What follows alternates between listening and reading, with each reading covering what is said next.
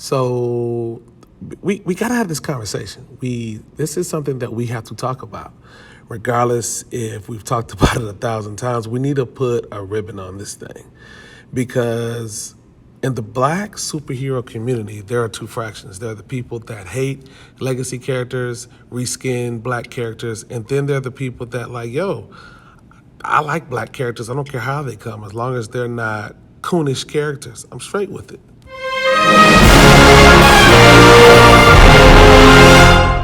This is one of the more exhausting conversations or topics that we got to discuss, but it's got to be had. And it's got to be taken from a different perspective, one perspective that has not been shared. As you're looking at this picture right now of a black Superman, some folks are triggered. Some folks are like, here we go again. Why can't we get original characters? Or the Black Batman, why can't we just get our own character? And I agree. I think that would be amazing. I think that would be great. But if you're not the type of person that actually buys the comic books, like you don't own any comic books, all you do is sit up and watch TVs and shows, yeah, you're part of the problem. The only way that these characters stay alive is if you buy their books, you support them. Most books, most superheroes that we, look over are the independent ones. The ones that go unseen, the ones that, oh, that's not Marvel, that's not DC, so I'm gonna keep it moving. But these are all original characters. They look nothing like what we see on TV today, but they get overlooked. You even have superheroes from South Africa, that get looked over. And it's just like we have a pool of black excellence, but it gets passed over. But people are only crying and crabbing about black superheroes. We got Black Panther, which is the flagship character. He's been around since 1966. And even when his comic book came out, his comic book got canceled. You know why? Because we didn't support it enough.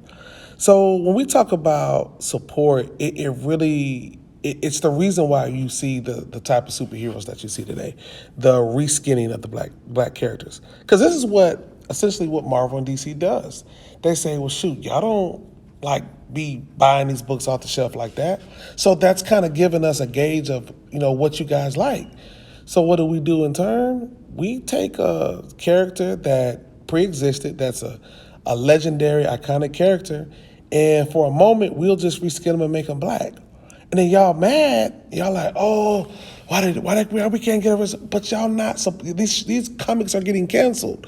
You're not supporting them. You have to go out and support. I'm gonna be honest with you, within the last, oh my God, 5 years, when I started collecting back hard, every black original character that I see come out, I support it, especially mainstream.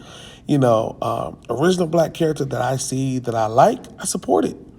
Like I will go out and buy the first couple of issues of that book in the variants, especially with Marvel and DC. I even go back and buy back issues like Brother Man, for example. It was a comic book from 1990. And I get it, but I don't get it. I get what DC is doing. DC is trying to keep money and keep their families fed. And so they're going to continue to do the reskinning thing because they do not see the interest in original black characters.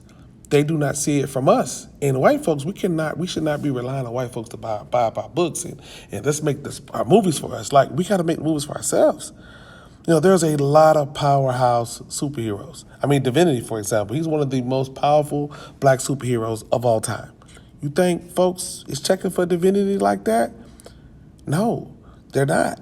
You have your black comic heads that are, but for the most part, you don't. And that is what the biggest crime is. That is why we see more reskin from white to black superheroes. And we're going to continue to see that. So Marvel and DC, I'm just talking about the big two, and Image, so big three, they're going to continue to just reskin characters because they feel like, well, we got to have some more diversity or somebody's going to cry. We got to check off our affirmative action box. And that's what they've been doing for years. They don't have to really do that so much for their white characters, so, okay, cool. I got to go out and buy some comics. So where do I go? Go to your local comic book shops. That's where it's at. Get it off your ass. Go to your local comic shop. If you want to buy digital, fine. Buy digital online, but purchase the book. Put some buying power behind it. Don't just sit up here and complain about what's not happening. And you have to support what you like. That's your ballot box is your wallet. That's your ballot box. So moving forward, guys, if you're tired of seeing these legacy characters, get off your ass and support the books, because for these comic book companies, if it don't make money, it just don't make sense. All right, I'm out.